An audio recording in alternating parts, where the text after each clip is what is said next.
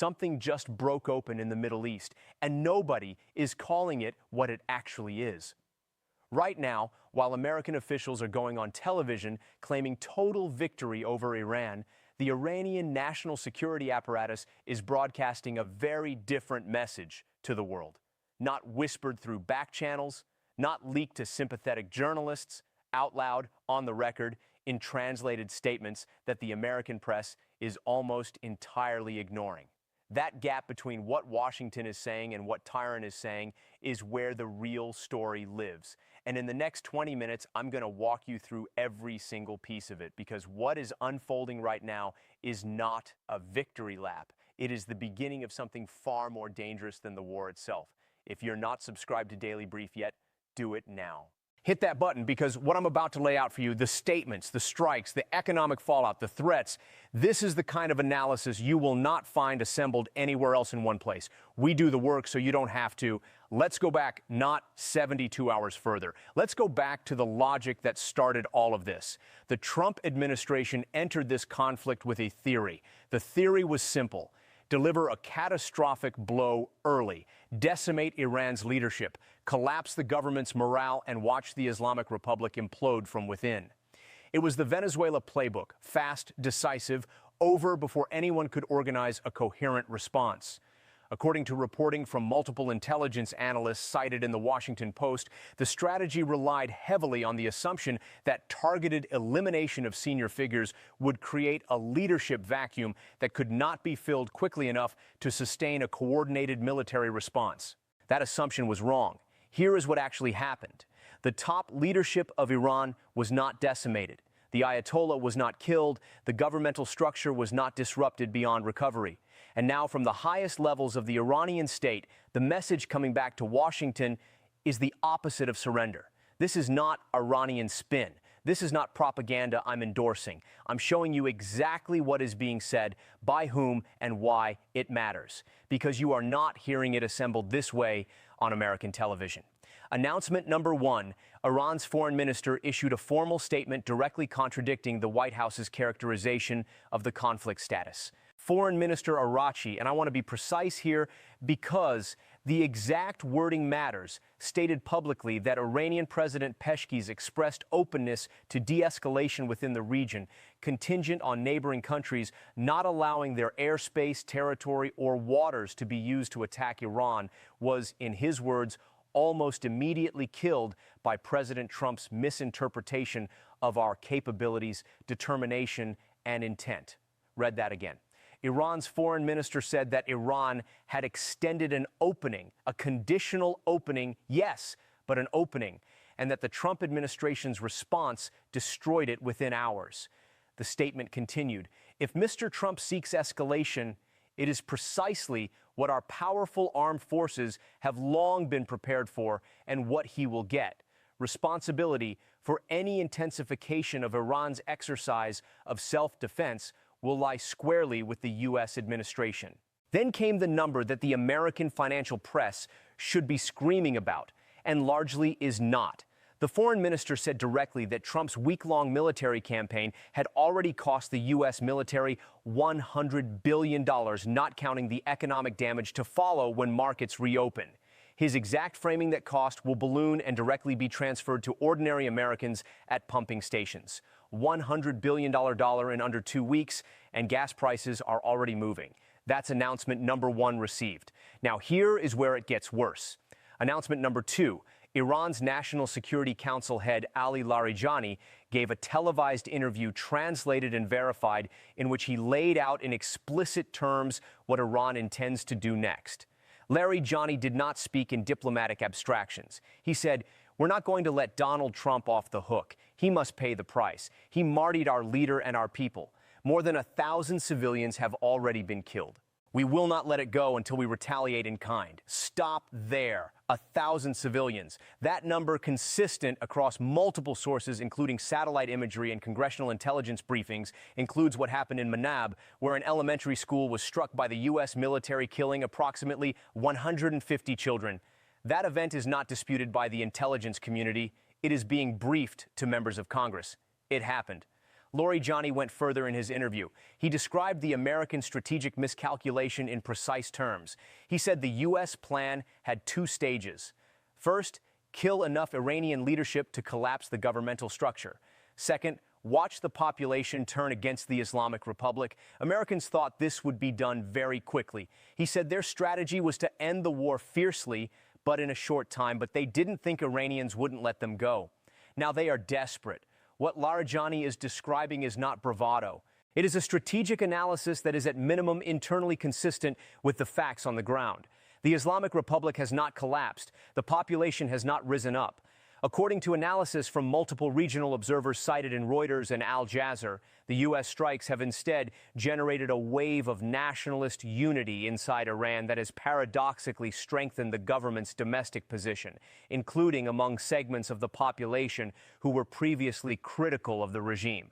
Trump went in to liberate the Iranian people. He ended up rallying them behind the government he was trying to destroy. That's announcement number 2, received. If you're watching this and it's making sense, if you feel like this is the analysis that's been missing, subscribe to Daily Brief and turn on notifications. We are covering this story every single day in real time with the sourcing you need to actually understand what is happening. Announcement number 3, and this one, nobody is connecting to everything else. The Strait of Hormuz is functionally closed. 20% of the world's crude oil supply moves through that narrow waterway. Right now, it is not moving. Kuwait's state oil company, Kuwait Petroleum Corporation, OPEC's 5th largest producer, has announced precautionary reductions to oil and refinery output because it cannot export. Qatar has shut down oil production. 2 fuel depots at Kuwait International Airport were struck by Iranian drone attacks, causing, according to eyewitness accounts and video verified by multiple outlets, massive fires across the facility. And now here is what the Trump administration's response has been: naval escorts for oil tankers. The Iranian military's response to that proposal came from the Qatam Alania Air Defense Headquarters.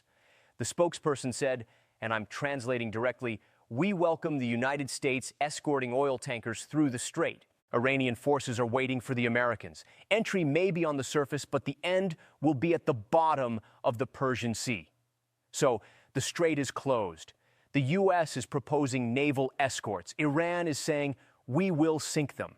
And in the background, Donald Trump has quietly removed sanctions on Russian oil, allowing Moscow to flood markets in India with discounted crude in what appears to be a desperate move to bring down global prices before the midterm political fallout becomes unmanageable. It is not working.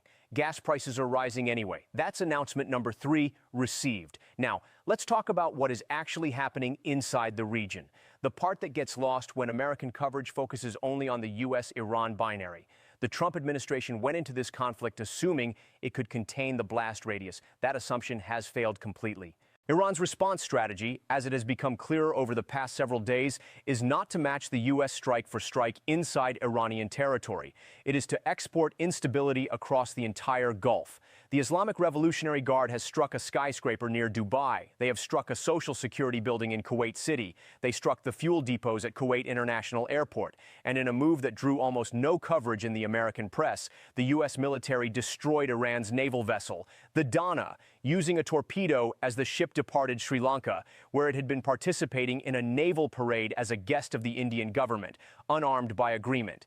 The Sri Lankan Navy rescued approximately 30 surviving crew members. The United States did not render aid. These are not isolated incidents. They are a deliberate Iranian strategy to make every Gulf state feel the consequences of hosting American military operations. The foreign minister's earlier statement to neighboring countries was explicit. Stop allowing U.S. forces to use your airspace and territory, and we will stop striking you. Continue, and you are a target. The result? Qatar's emir met with Trump not out of solidarity, but out of panic. Because Doha has spent 20 years and hundreds of billions of dollars constructing an image of itself as a safe, modern, investment-friendly city-state, that image is now in ruins, literally and figuratively.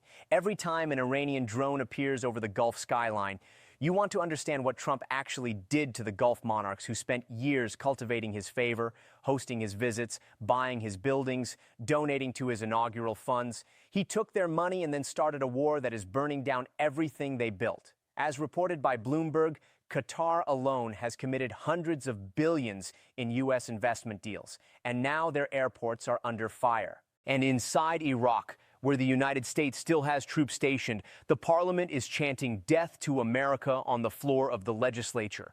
The sectarian fault lines that were barely being held together, Shia, Sunni, Kurdish, are fracturing again in real time. The Trump administration did not just restart a war, it destabilized the entire regional architecture simultaneously. Here is something that deserves particular attention. The foreign minister's statement referenced a document produced by Trump's own National Intelligence Council representing input from all 18 U.S. intelligence agencies, which reportedly concluded that war with Iran is destined to fail. That document existed before the strikes began. Araghchi asked directly in his statement, were these warnings conveyed? That question is not rhetorical. It is a public record challenge to the American intelligence and policymaking apparatus. It is saying your own analysts told you this would not work. Someone chose not to listen or chose to ignore it. Meanwhile, on the American side, officials are going on television saying the United States intends to seize all of Iran's oil reserves, the quote from a senior U.S. official on state media. This is a long-term gain because what we want to do is get such massive oil reserves in Iran out of the hands of terrorists. Ultimately, we're not going to have to worry about the issues in the Strait of Hormuz because we're going to get all of the oil out of the hands of terrorists. Seize Iranian oil. That's the plan being discussed publicly on American television. Let that land for a second. The United States military does not currently control Iranian territory. The Iranian government has not collapsed. The Iranian military has not surrendered. The strait is closed. $100 billion has already been spent. Civilian infrastructure, desalination plants, oil refineries, and elementary school has been struck. And the public F-facing plan is, we'll seize their oil. This is what the credibility collapse looks like in real time. Not a dramatic single moment, a slow accumulation of statements that no longer connect to reality. Now, what does this mean for you? If you're filling up your tank this week, you already know the answer. Oil prices are climbing. The Strait of Hormuz's closure is not theoretical. The market was already pricing in a risk premium on crude before the latest escalation. According to analysis from Goldman Sachs, cited in the Financial Times, every week the strait remains restricted adds estimated pressure on global oil prices in the range of several dollars per barrel. Pressure that moves directly and immediately into gasoline prices at the pump. If you have a retirement account, watch it. The energy sector is volatile in both directions right now. Some producers benefit from high prices, others are exposed to supply chain disruption. The broader market has not fully priced in a prolonged conflict with no clear exit path because as of this recording, the official American position is still that this will end quickly. When that assumption is revised, and it will be, the repricing will be fast. If you live in a state where energy jobs are concentrated, Texas, Louisiana, Oklahoma, the short-term picture looks like a windfall. Higher crude prices mean more drilling revenue, but the long-term instability in Gulf shipping lanes affects refinery inputs, LNG export capacity, and the entire downstream supply chain in ways that are not yet fully visible. And if you have any exposure to defense contractors, Raytheon, Lockheed, Northrop, the $100 billion number the Iranian foreign minister cited, if even partially accurate, tells you something about the pace of military expenditure happening right now. None of this is abstract. It is already in motion. The question is how far it goes. I see two paths from here. There is no middle road, not anymore. Path one, a back-channel deal emerges. The Omani mediation track, which has historically been the quietest and most productive channel between Washington and Tehran, produces a framework. Iran agrees to a cessation of strikes on Gulf infrastructure. The U.S. agrees to pause strikes on Iranian civilian infrastructure. The strait reopens partially. Oil prices stabilize. Both sides declare victory to their domestic audiences and begin the slow, grinding process of negotiating from there. This path requires the Trump administration to accept something less than full Iranian capitulation, which means accepting something that contradicts what the president has already said publicly. That is a significant political obstacle, but it is not impossible.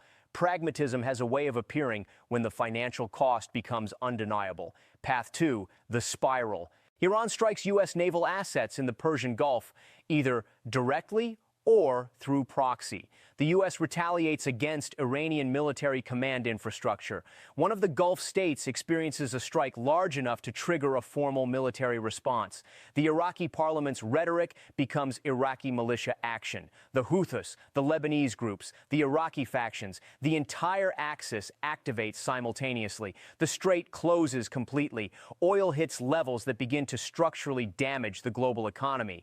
And the United States finds itself in the kind of multi-front, open-ended Middle Eastern war that a majority of American voters, by every available polling measure, went to the ballot box in 2024 specifically to avoid. The foreign minister said it plainly. The American people voted to end involvement in costly quagmires in the Middle East. Instead, they ended up with an administration that Netanyahu, after decades of failed attempts, finally managed to dupe into fighting Israel's wars. Is that true? Is it spin? Is it somewhere in between? That's for you to decide. But what is not spin is the $100 billion. What is not spin is the closed strait. What is not spin is the elementary school in Manab. What is not spin is death to America on the floor of the Iraqi parliament. Those are facts, and they point in one direction. Here is what I know for certain. Every assumption the Trump administration made at the start of this campaign has been tested against reality, and every single one has come up short. The government didn't collapse. The population didn't revolt. The leadership wasn't decimated. The war didn't end in days. The oil prices didn't come down. The neighboring states aren't holding. And the Iranian state, whatever its many flaws, has demonstrated that it is capable of sustaining a military response while simultaneously mounting an effective regional destabilization campaign. That's not a victory. That's not even a stalemate. That is an unfolding strategic failure being managed in real time through a fog of competing official statements, none of which agree with each other. We've seen this before. Not at this scale, not with these stakes, but we've seen what happens when a military campaign built on faulty assumptions meets a determined adversary with nothing left to lose. The outcomes are never clean, they are never fast, and the people who pay the price are almost never the ones who made the decisions. 3 questions I want to leave you with. Think about them.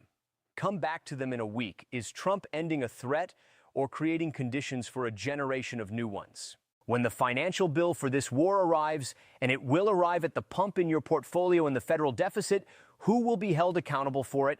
And the one that keeps me up at night.